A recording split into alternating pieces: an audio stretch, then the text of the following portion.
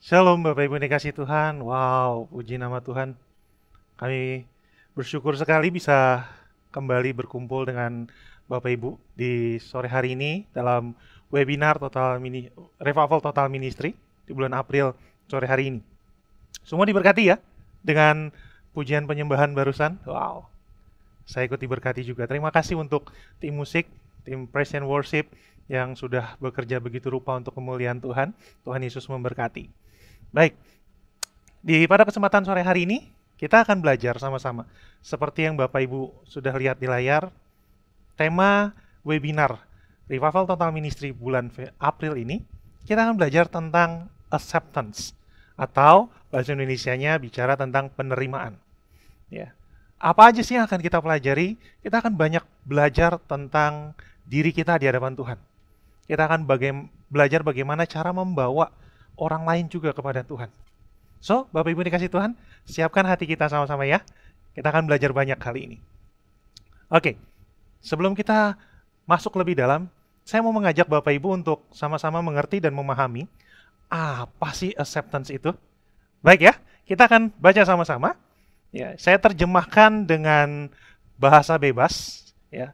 Dengan arti acceptance adalah tindakan menerima suatu keadaan atau realita yang terjadi dalam sebuah kondisi, situasi, atau manusia dengan tidak terburu-buru berusaha untuk mengubah atau memperbaiki keadaan atau realita tersebut.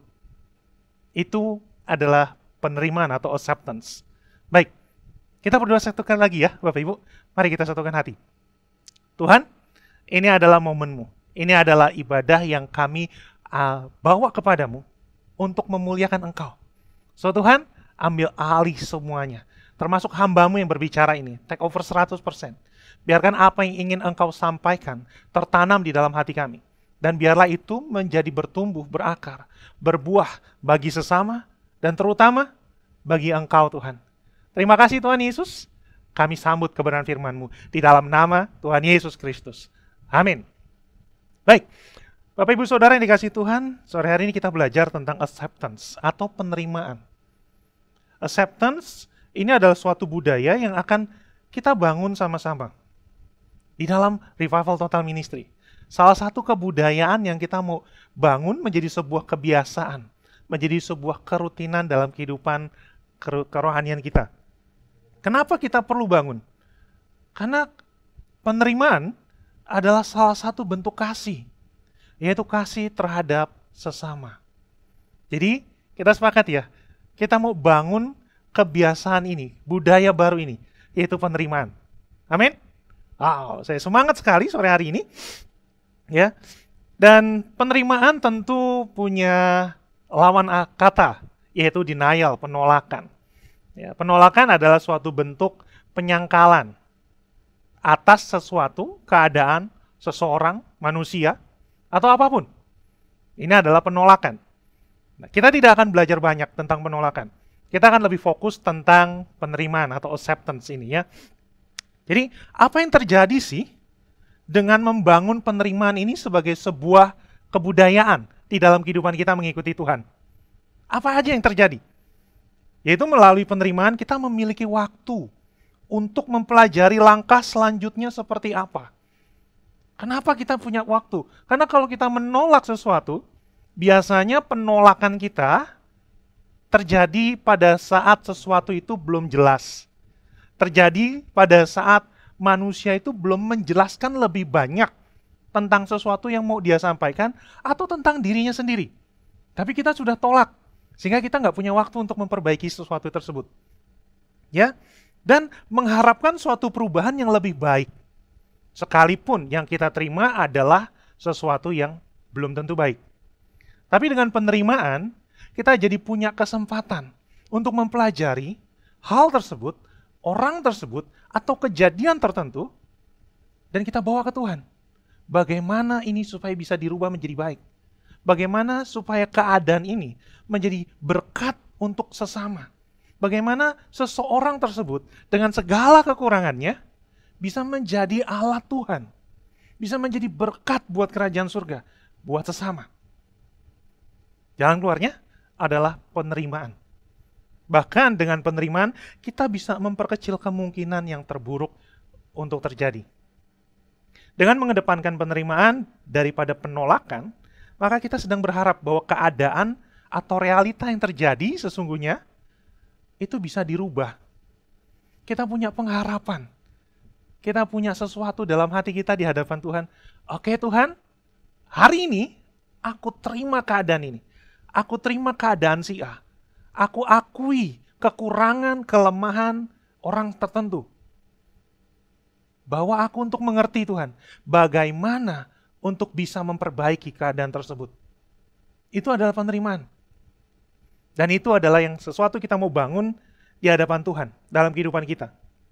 Nah, tentu untuk lebih mengerti dan memahami apa sih acceptance ini, dan bagaimana kita mengerti untuk bisa membawa acceptance ini di dalam kehidupan kita, kita akan belajar dari dua tokoh dalam Alkitab, yang tentunya Bapak Ibu Saudara sudah mengenal ya.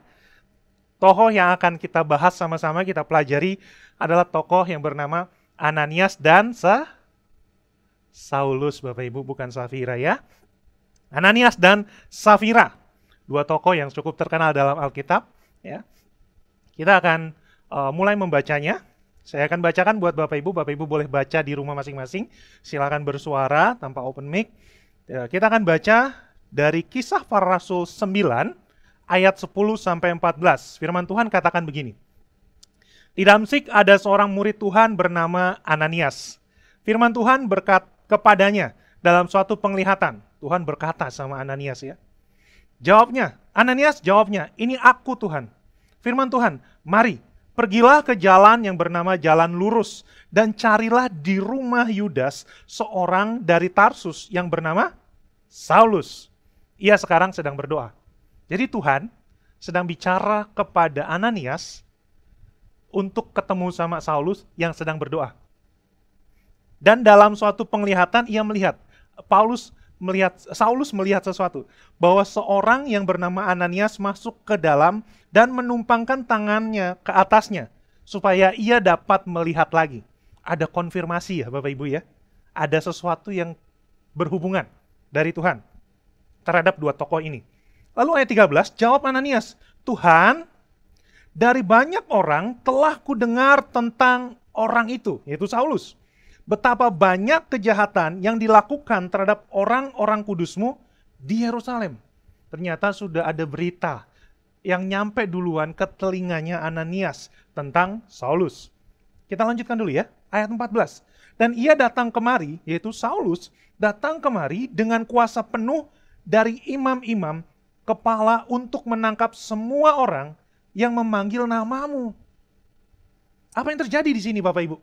Dari cerita yang sepenggal ini, kita akan lanjutkan nanti setelah ini, Ananias, yang pasti Ananias, disebutkan di dalam ayat yang ke-10, di Damsyik ada seorang murid Tuhan.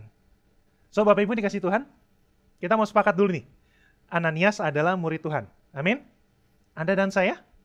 Murid Tuhan juga, amin. So, ini berbicara tentang keadaan yang serupa untuk Anda dan saya juga ya. Kita lanjutkan. Ya. Ananias, seorang murid yang ditugaskan untuk mendoakan siapa? Saulus. Ada tugas tertentu yang Tuhan mau kerjakan lewat Ananias. Untuk orang yang beritanya sudah sampai duluan ke telinga Ananias dan beritanya buruk. Beritanya tidak baik sama sekali. Ananias itu tahu siapa Saulus. Dia dengar berita dari banyak orang, dia dengar informasi tentang Saulus ini. Dan yang dia dengar tentunya beritanya tidak menyenangkan. Betul? Berita tentang Saulus sudah didengar oleh banyak orang. Apa yang terjadi? Di sini Ananias berkata kepada Tuhan, di ayat ke-13, Tuhan, dari banyak orang telah kudengar tentang orang itu. Ini adalah respon Bapak Ibu. Ini adalah respon saudara dari seorang yang mendengar tentang berita yang tidak menyenangkan tentunya, tidak baik. Sekalipun yang sedang berbicara kepada orang tersebut adalah Tuhan secara langsung. Ananias lagi bicara dengan Tuhan saat ini dalam ayat tersebut. Ya. Jadi apa yang terjadi? Kita boleh simpulkan secara bebas di sini. Ananias pada awalnya menilai Saulus adalah berdasarkan apa yang dia dengar dari orang lain. Apa yang dia dapatkan berdasarkan informasi yang berkembang saat itu. Dan kita percaya bahwa bukan cuma hanya Ananias saja tentunya, murid-murid Tuhan yang lain juga dengar, siapa itu Saulus? Dan beritanya semuanya sama, tidak baik. Tapi perhatikan Bapak Ibu, perhatikan apa yang Tuhan katakan tentang Saulus. Kita akan baca kelanjutannya ya. Di ayat 15 firman Tuhan bilang begini. Tetapi firman Tuhan kepadanya. Firman siapa Bapak Ibu? Firman Tuhan ya. Bunyinya seperti ini. Pergilah sebab orang ini adalah alat pilihan bagiku. Bapak Ibu boleh garis bawahi kalimat pertama ini. Sebab orang ini adalah alat pilihan bagiku untuk memberitakan namaku kepada bangsa-bangsa lain serta raja-raja dan orang-orang Israel. Wow. Aku sendiri akan menunjukkan kepadanya, yaitu kepada Saulus, betapa banyak penderitaan yang harus ia tanggung oleh karena namaku, kata Tuhan. Jadi Paulus tetap punya tugas untuk pikul salibnya juga ternyata ya. Menarik nih.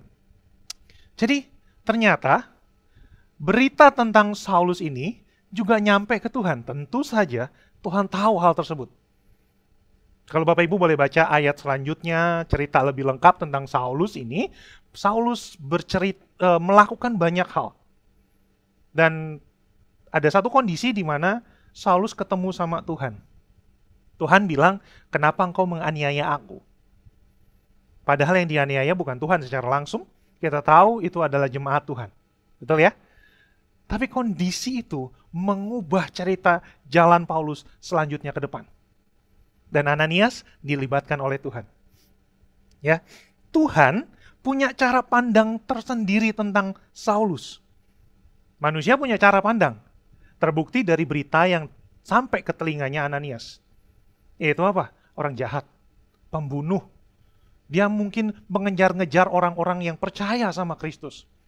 Dia mungkin mengobrak-abrik atau membakar rumah-rumah ibadah orang-orang pengikut Kristus saat itu. Bahkan mendapatkan izin dari imam-imam kepala untuk menangkap orang-orang yang percaya kepada Yesus di zamannya.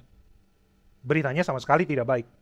Tapi Tuhan berkata, orang ini, ayat 15, orang ini adalah alat pilihan bagiku.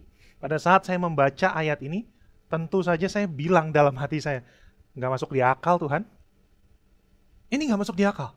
Saya setuju dengan Ananias. Tuhan, kata orang. Orang ini nih, orang jahat. Yang sedang engkau suruh saya datang kepadanya, ini penjahat di hadapanmu. Saya setuju. Tapi waktu perkataan Tuhan berkata bahwa ini adalah pilihanku, semuanya berubah. Semuanya berubah. Jalan cerita setelah itu, hidup Saulus berubah drastis. Tuhan memandang Saulus, dan apa yang dia pandang tentang Saulus ditanamkan kembali kepada Ananias. Serupa dengan Ananias, begitu juga dengan kita. Harusnya setelah kita dengar firman Tuhan, setelah kita tahu cara pandang Tuhan, apa yang terjadi? Respon Ananias yang baik. Apa yang terjadi? Ananias taat sama Tuhan. Ananias mengerti rencana Tuhan. Jadi Bapak Ibu yang dikasihi Tuhan, pada kesempatan kali ini, saya mau mengajak Bapak Ibu untuk sama-sama sepakat sore hari ini. Yuk, kita gunakan cara pandang Tuhan yuk. Kita tiru apa yang Tuhan pandang tentang orang lain. Kita mau copy tentang apa yang Tuhan lihat dalam kehidupan orang lain. Baik itu orang baik maupun orang buruk sekalipun. Baik keadaan atau situasi yang tidak baik sekalipun, atau keadaan yang baik. Kita mau pakai cara pandangnya Tuhan. Kenapa sih harus menggunakan cara pandangnya Tuhan? Apa sih keuntungannya? Ini Bapak Ibu. Mengasihi dan menerima sesama akan sangat sulit kalau kita lebih banyak menggunakan standar manusia daripada mendengar apa yang Tuhan katakan. Ini poin penting. Seringkali kita, termasuk saya, menggunakan alat ukur atau cara pandang kita sendiri untuk menilai sesama, untuk memandang sesama. Ini yang Tuhan mau rubah sore hari ini. Bukan cuma Bapak Ibu, saya, kita semua. Tuhan mau rubah cara pandang kita terhadap sesama. Siapa yang mau dirubah cara pandangnya? Boleh lambaikan tangan. Wow, praise God. Saya juga mau. Ya, sungguh-sungguh bahwa apa yang kita pelajari sore hari ini adalah berkat buat kehidupan saya secara pribadi. Dan saya berdoa buat Bapak Ibu Saudara juga menjadi berkat. Amin. Haleluya. Kita lanjutkan ya. Jadi, mengasihi dan menerima sesama ternyata menjadi sulit kalau kita lebih banyak menggunakan standar atau cara pandang manusia daripada mendengar apa yang Tuhan katakan. Mendengar apa yang tertulis di dalam firman-Nya, yaitu Alkitab yang Bapak Ibu punya saat ini. Akan menjadi sulit kalau kita tidak menggunakan standar yang sama. Perhatikan ya, responnya Ananias terhadap perkataan Tuhan tuh gimana sih? Setelah awal pertama, responnya kita tahu Ananias hampir menolak sebetulnya. Bahwa Tuhan, bener nih, serius nih Tuhan. Tapi setelah Tuhan bilang, ini tuh alat pilihanku, kamu harus pergi, tumpang tanganmu, doakan dia. Respon Ananias berubah. Menarik sekali. Ananias langsung berubah seketika. Ayat 17. Lalu pergilah Ananias ke situ. Wow, dan masuk ke rumah itu, ke tempat di mana Saulus berada. Ia menumpangkan tangannya ke atas Saulus. Katanya, Saulus saudaraku, Tuhan Yesus yang telah menampakkan diri kepadamu di jalan yang engkau lalui, telah menyuruh aku kepadamu, kata Ananias, supaya engkau dapat melihat lagi dan penuh dengan Roh Kudus. Ayat 18, dan seketika itu juga, seolah-olah selaput gugur dari matanya, sehingga ia dapat melihat lagi, ia bangun. Ini menarik nih Bapak Ibu. Lalu dibaptis. Wow. Responnya Ananias setelah ia mendengar apa yang Tuhan katakan kepada dia, kepada Ananias, apa? Taat. Pertanyaannya adalah begini, Bapak Ibu Saudara. Setelah Tuhan memerintahkan Ananias untuk berangkat ketemu dengan Saulus, apakah keburukan Saulus itu berubah? Berita tentang kejahatannya berubah? Enggak. Fakta itu tentang masa lalunya Saulus tetap ada. Tuhan bicara bahwa ini alatku, pilihanku. Tapi fakta tentang kejahatan, tentang masa lalu Saulus tidak berubah. Faktanya tetap ada. Bahkan sampai hari ini Anda dan saya bisa mempelajari fakta tersebut. Betul ya? Kita bisa mempelajari fakta tersebut. Berarti keadaan hidup Saulus sebelum jadi Paulus tentunya itu nggak dirubah. Itu nggak dirubah sama Tuhan. Itu tetap jadi fakta sampai hari ini. Bahkan kita boleh pelajari loh. Apa yang berubah? Masa depan Saulus, Bapak Ibu. Apa yang berubah? Hatinya Ananias, Bapak Ibu. Tuhan tidak terlalu pusing dengan kejahatannya Saulus.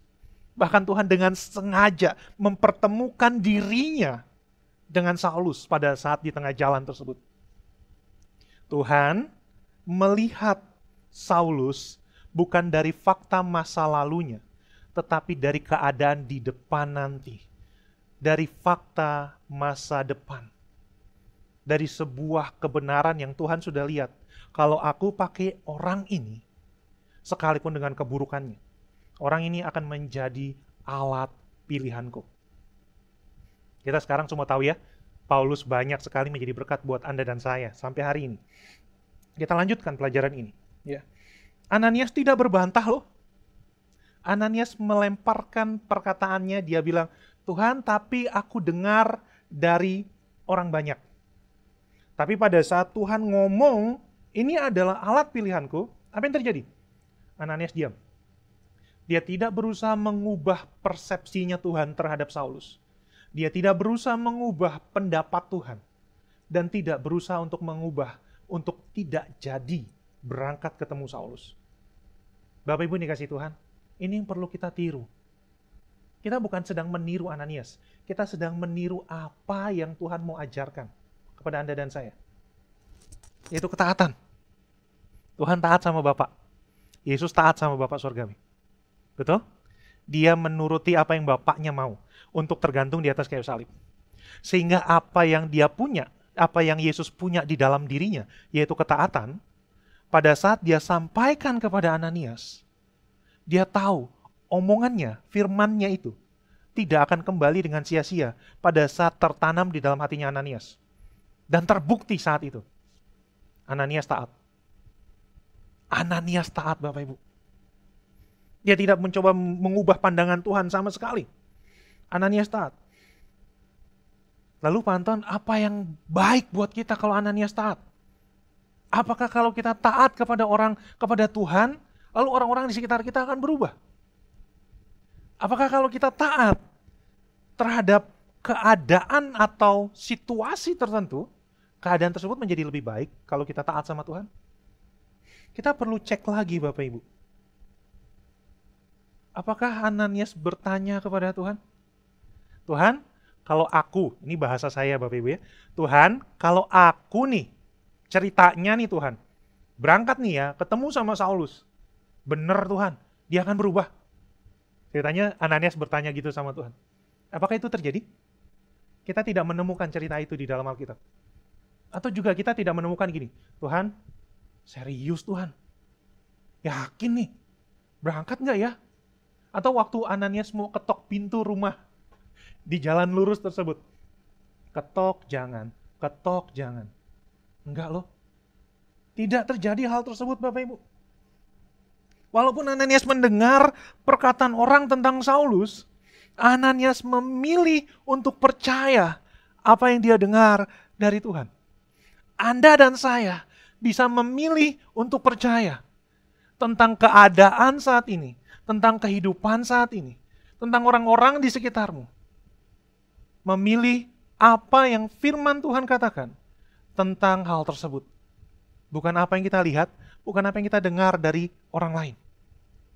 Tapi dari Tuhan. Amin? Ya. Respon Ananias terhadap perkataan Tuhan mengubah pandangan Ananias. Kalau Bapak Ibu baca dengan teliti, ada perubahan terjadi di dalam hati Ananias. Bukan pada saat dia menumpangkan tangan, lalu Saulus menjadi matanya terbuka. Bukan. Kalau saya bacakan sekali lagi ayatnya. Di ayat 17 di pertengahan dibilang gini. Ia menumpangkan tangannya ke atas Saulus, katanya, kata Ananias kepada Saulus. Saulus, saudaraku. Sejak kapan? Sejak kapan Ananias menganggap Saulus adalah orang yang layak untuk ditebus oleh Tuhan seperti dirinya sendiri? Dipanggilnya saudara. Mungkin ya, kalau itu bukan Ananias, mungkin kalau itu saya di zaman itu. Kan buta nih matanya ya. Matanya nggak bisa ngelihat sama sekali. Numpang tangan atau tabok ya. Apakah benar nih kalau nanti dia sembuh, matanya melihat, dia meluk saya atau pukul saya? Mungkin sebagian dari kita akan mempertanyakan hal tersebut kepada Tuhan. Tapi beda responnya Ananias. Amin? Responnya Ananias langsung memandang Saulus berbeda. Udah berubah belum Saulus? Belum. Udah melayani Tuhan belum? Belum. Udah menulis banyak surat belum? Belum Bapak Ibu. Tapi Ananias ikut cara pandangnya Tuhan, memandang Saulus sebagai saudara. Wow. Bapak Ibu yang dikasihi Tuhan. Mungkin kita punya masa lalu ya. Saya punya masa lalu. Tidak baik. Ya. Saya mau berbagi sedikit. Saya tidak akan cerita panjang. Masa lalu saya nggak baik. Sebagian dari sahabat-sahabat saya di sini tahu tentang masa lalu saya. Ya, 11-12 lah masa lalu kita. Nggak baik sama sekali, nggak layak untuk ditiru. Lalu suatu keadaan tiba-tiba mengubah hidup saya jatuh terpuruk. Saya menerima akibat dari perbuatan dosa di masa lalu. Hancur, berantakan, sama sekali berantakan. Pada saat itu saya masih bekerja di sebuah perusahaan di Jakarta. Saya udah nggak bisa ngapa-ngapain. Saya mau datang ke kantor, bingung. Karena semua keburukan saya, kejahatan saya, kebongkar semua. Aduh, hancur sekali. Saya nggak bisa bangun dari kasur. Mau ngangkat kepala aja udah susah. Semua keluarga saya tahu, oh ternyata kebuka semuanya. Apa yang terjadi Bapak Ibu? Saya nggak bisa beraktivitas lebih banyak. Saya terhalang untuk banyak melakukan aktivitas. Kenapa? Karena semua orang tahu. Bahkan teman-teman saya, teman-teman kuliah. Oh, semua langsung tahu. Teleponin saya. Ton, bener? Lu kayak gini? Saya udah nggak bisa ngomong apa-apa. Semuanya dibongkar. Tapi di saat itu, saya ingat sekali, ya keluarga, tentunya keluarga, menerima saya, mengampuni kesalahan saya, dan berusaha untuk mengangkat semangat saya kembali. Ayo beraktivitas lagi, ayo mulai lagi, semangat lagi. Tapi di dalam hati saya, aduh Tuhan, saya malu sama Engkau. Saya takut sama Engkau. Lalu datang beberapa hamba Tuhan, datang. Peluk saya bilang, no, kamu harus bangun. Kamu harus bangkit. Lalu saya didoakan, singkat cerita, saya diterima, dirangkul, benar-benar dirangkul, secara harafiah dan rohani, dan perubahan terjadi. Saya merenung, apa kemungkinan yang terjadi kalau sampai orang-orang di sekitar saya tidak menerima saya. Saya merenung apa kemungkinan yang akan terjadi kalau sampai dari pihak kerohanian, dari hamba-hamba Tuhan, yang saya kenal saat itu, tidak datang untuk ketemu sama saya. Lalu memilih untuk menceritakan keburukan saya di belakang. Untuk menjauhi dirinya dari saya. Kita nggak akan ketemu Bapak Ibu. Kita nggak akan ketemu. Mungkin kita ketemu, tapi ceritanya beda. Bapak Ibu akan kenal saya dari sisi yang bertolak belakang. Sangat-sangat tidak baik. Sangat-sangat tidak baik. Di situ saya mengingat bahwa penerimaan saat itu, acceptance yang saya terima secara pribadi, melalui keluarga, teman, orang-orang yang mengasihi Tuhan. Mereka mempraktekkan kasihnya kepada seorang Anton zaman dulu. Di situ saya merasa diterima, saya merasa semangat lagi, oke. Kalau memang ada kesempatan buat saya, kalau memang ada ruangan di dalam hatinya Tuhan untuk saya. Oke Tuhan, saya putuskan untuk saya melangkah. Pertanyaannya gini, apakah fakta tentang kehidupan saya di masa lalu berubah? Tidak Bapak Ibu. Tidak berubah. Yang berubah saat itu adalah langkah saya ke depan. Perjalanan saya ke depan bersama Tuhan. Lalu mulai saya ketemu dengan saudara-saudara seiman. Saya ketemu dengan Pak Agus, Pak Gideon, dan teman-teman yang lain. Pak Dimas, Pak Billy, banyak sekali. Yang ternyata mereka juga mengalami acceptance dari Tuhan.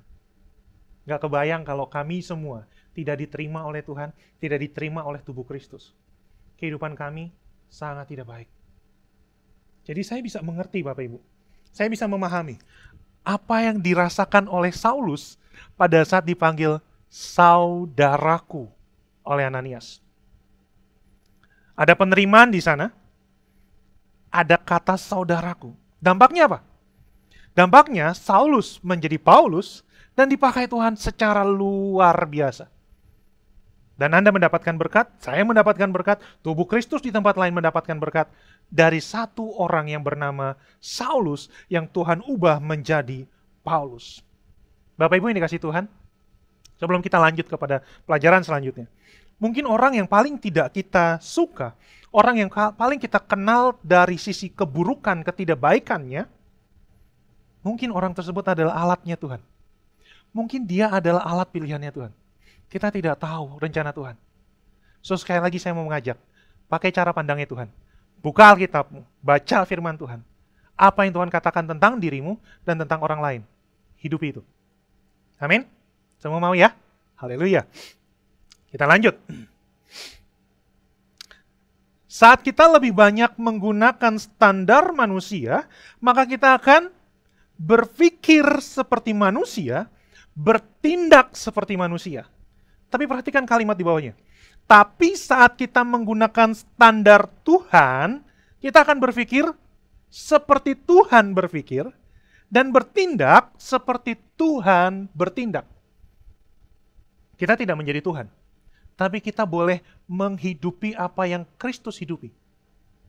Kita menjadi serupa dengan Dia. Dan itu adalah rencananya Tuhan. Jadi garis besarnya adalah gini Bapak Ibu. Gunakan standarnya Tuhan. Gunakan cara pandangnya Tuhan.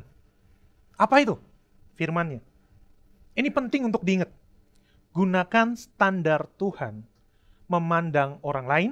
Gunakan standar Tuhan melihat keadaan. Baik itu baik ataupun keadaan yang tidak baik. Karena itulah yang mengubah sesuatu yang tidak baik menjadi lebih baik. Dan juga mengubah sesuatu yang baik menjadi jauh lebih baik. Dengan cara pandangnya Tuhan. Bukan lagi cara pandangnya manusia lagi. Ya. Orang-orang di zaman Saulus melihat dan menilai Saulus sebelum dia jadi Paulus dari sudut pandang mana? Dari fakta. Saya boleh katakan fakta. Kenapa? Karena Saulus beneran jahat. Karena Saulus benar-benar menganiaya umat Tuhan di zaman itu. Jadi orang-orang pengikut Kristus melihat faktanya adalah Saulus itu orang yang tidak baik. Perhatikan perbedaan cara pandangnya Tuhan. Tuhan memandang Saulus dari fakta yang mana? Apakah dari kehidupan masa lalunya Saulus? Tidak Bapak Ibu. Dia melihat jauh dari depan. Dia sudah sampai di masa depannya Saulus yang akan menjadi Paulus. Dia lihat dari kemungkinan-kemungkinan terbaik.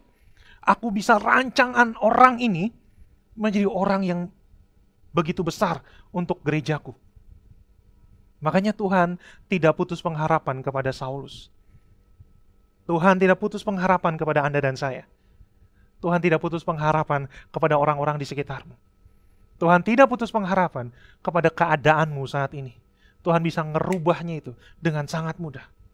Kalau Anda dan saya mau sepakat dengan cara pandangnya Tuhan, Tuhan bisa ngerubah segala sesuatu. Amin.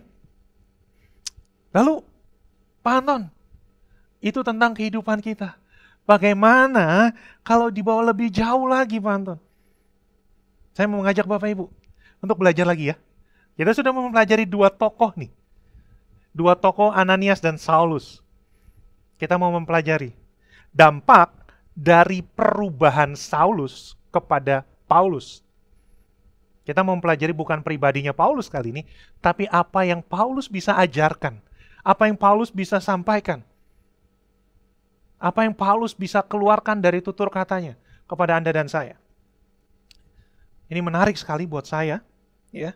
Dari orang yang sama sekali nggak mencintai Tuhan, dari pribadi yang bahkan membenci Kristus atau Mesias di zaman itu, dan membenci pengikut-pengikut Kristus. Orang tersebut, Paulus, bisa mengeluarkan perkataan ini.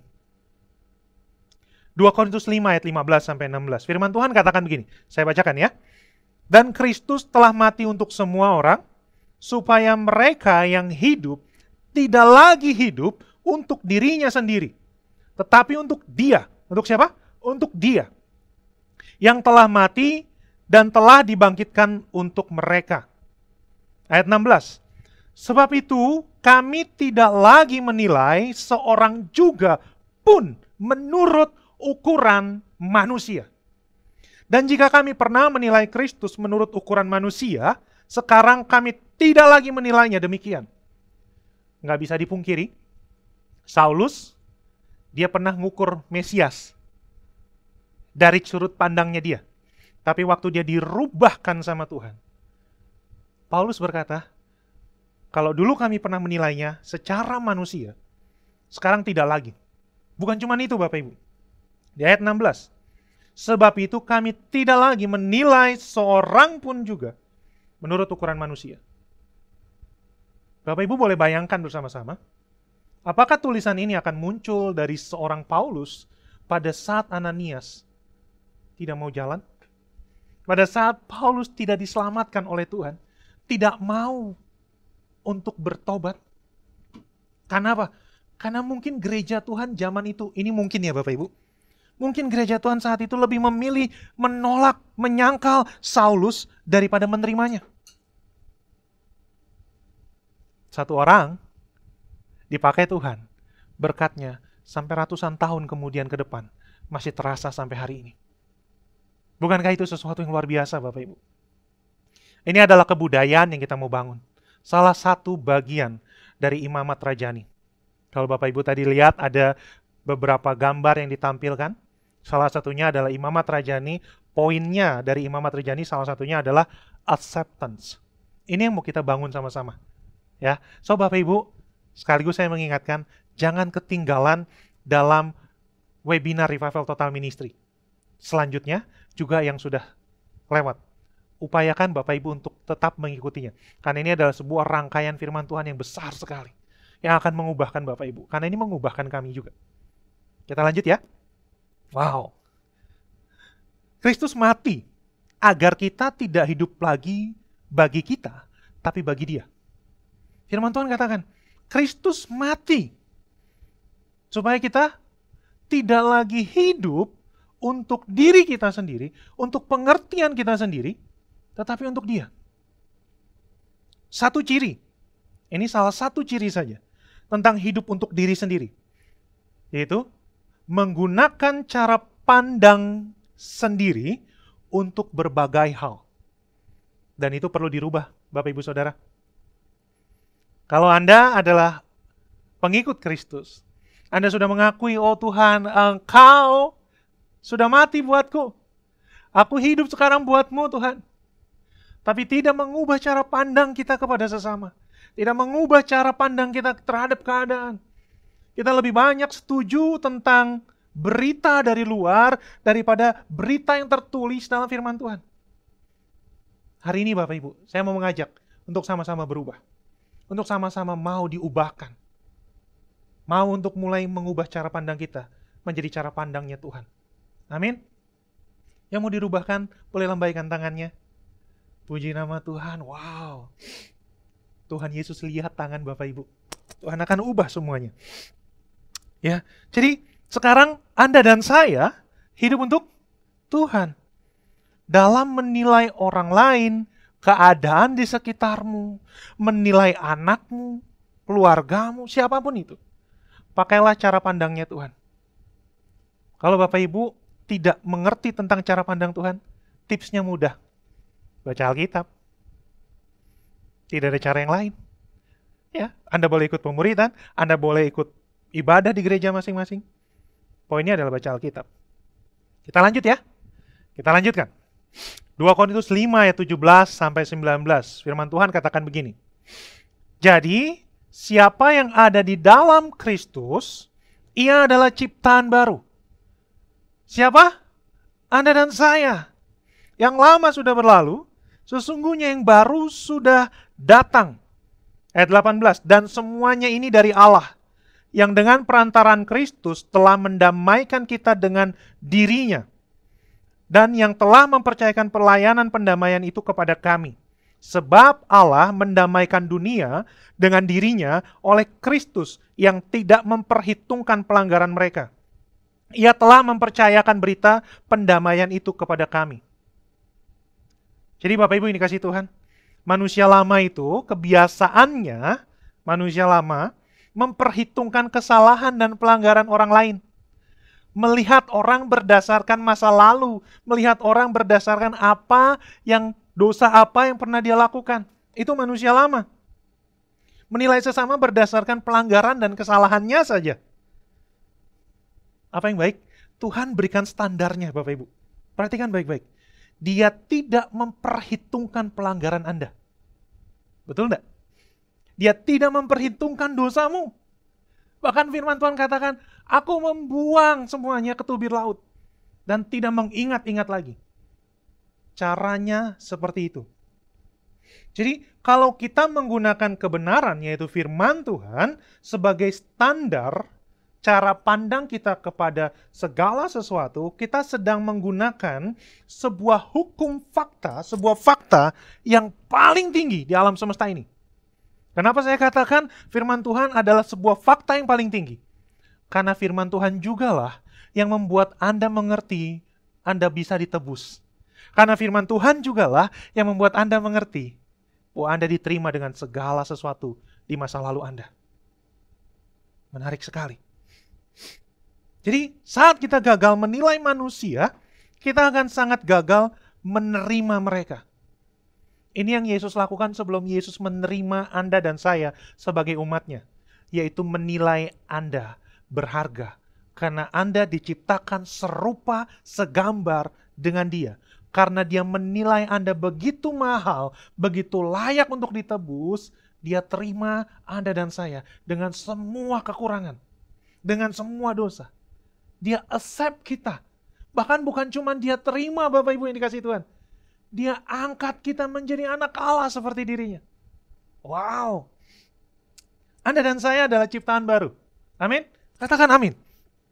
Manusia lama kita seringkali didapati gagal, Bapak Ibu, dalam melakukan peraturan yang Tuhan buat. Sudah seharusnya manusia lama itu disangkal. Jangan pakai lagi standar manusia lama, jangan pakai lagi standar dunia. Penerimaan terhadap sesama dimulai kapan? Dimulainya bukan pada saat kita merangkul orang. Bukan pada saat kita berbuat sesuatu untuk sesama. Dimulainya adalah pada saat kita membuat standar tentang orang lain. Di saat itu, kita bisa rangkul orang, kita bisa terima, kita bisa ampuni, kita bisa mengasihi mereka, bahkan berdoa, bahkan menjadi saluran berkat Tuhan untuk mereka. Pada saat kita mengubah standar kita menjadi standarnya Tuhan. Amin. Jadi, ukuran atau standar cara pandang ini dipengaruhi oleh sesuatu. Ada luka, ada masa lalu, ada kesombongan, ada berita mengubah sesuatu, ada keadaan yang terjadi sehingga mengubah kita memandang seseorang. Jadi banyak sekali. Tapi yang mau saya sampaikan gini, pengaruh yang paling kuat untuk mengubah cara pandang manusia, cuma satu Bapak Ibu yang dikasih Tuhan. Apa itu? Firman Tuhan. Anda tidak bisa terlepas dari firman Tuhan untuk memandang atau untuk menilai sesama. Firman Tuhan atau perkataannya Tuhan kita. Ya. Ukuran penerimaan yang paling sahih dalam kerajaan Allah adalah sebagaimana Yesus menerima Anda. So sekarang saya mau mengajak Bapak Ibu sama-sama renungkan. Momen apa di waktu mana Tuhan menerima Anda tanpa memperhitungkan kesalahanmu. Anda tetap diberkati, Anda tetap disembuhkan, Anda tetap dikasihi. Bahkan Tuhan mempercayakan domba-dombanya untuk Anda layani. Di momen apa itu terjadi? Ingat, kenapa itu bisa terjadi? Karena Dia menilai Anda mahal, karena Dia menilai Anda sangat mulia. Cara pandang Tuhan terhadap Anda dan saya berubah sehingga apa yang Dia lakukan kepada Anda dan saya juga berubah. Wow. Jadi, cara pandang kita sebaiknya mulai dari pengertian ini. Yaitu mulai mengingat sebagaimana saya dulu pernah diterima oleh Tuhan. Saya tuh dulu harusnya nggak mendapatkan pelayanan seperti ini. Saya nggak dapat upah seperti ini. Saya nggak dapat kesembuhan seperti ini. Tapi karena Dia terima saya dapat itu semua. Yes. Selalu ingat ini Bapak Ibu Saudara yang dikasihi Tuhan. Selalu ingat ini. Bapak Ibu boleh catat ini. Sebelum kita sanggup menerima suatu keadaan atau orang lain, kita sudah diterima dulu oleh orang lain, oleh Tuhan Yesus. Jadi sebelum kita sanggup menerima keburukan orang, sebelum kita sanggup menerima bahwa keadaan di sekitar kita ini Tuhan rancang begitu rupa untuk mendatangkan kebaikan, Tuhan sudah terima Anda dan saya. Tuhan sudah accept Anda dan saya tanpa melihat pelanggaran kita. Tuhan sudah ampuni Anda 2020 tahun yang lalu, kira-kira. Anda diterima, Anda diakui sebagai miliknya. Ingat itu selalu Bapak Ibu. Kalau kita mulai merancang ingatan ini terus-terusan, Tuhan thank you, Tuhan terima kasih Engkau sudah menerima saya, Tuhan terima kasih Engkau ampuni saya, Engkau sembuhkan saya. Kita tidak akan kesulitan menerima sesama, menerima orang lain. Saat kita selalu mengingat bahwa kita sudah diterima oleh Tuhan Yesus, dan dengan segala kekurangan yang ada pada kita, tapi Dia tetap menerima kita, maka kita tidak akan kesulitan. Kita tidak akan kesulitan menerima segala kekurangan orang lain. Sebab Tuhan menerima mereka juga. Poinnya adalah bukan bersetuju atau menyetujui kesalahan orang. Kita tidak pernah setuju dengan pelanggarannya Saulus. Kita tidak pandang bahwa apa yang Saulus lakukan kepada umat Tuhan adalah sebuah kebaikan. Tidak. Tapi kita setuju sama pandangan Tuhan terhadap Saulus bahwa ia, sekalipun masa lalunya buruk, bisa menjadi alat pilihan Tuhan. Amin? Yes. Tuhan, ini yang Tuhan Yesus lakukan Bapak Ibu dikasih Tuhan. Tuhan menerima lebih dulu, mengerti dengan hatinya lebih dulu, lalu mengajar lebih dulu, baru setelah itu Tuhan memperbaiki orang tersebut menjadi alat pilihannya. Tuhan tidak berusaha mengubah Saulus menjadi Paulus dengan sekejap mata. Tuhan tidak berusaha mengubah Anda dan saya saat ini untuk tiba-tiba menjadi orang yang paham tentang hatinya Tuhan. Tuhan terima Anda dan saya. Tuhan sambut Anda dan saya.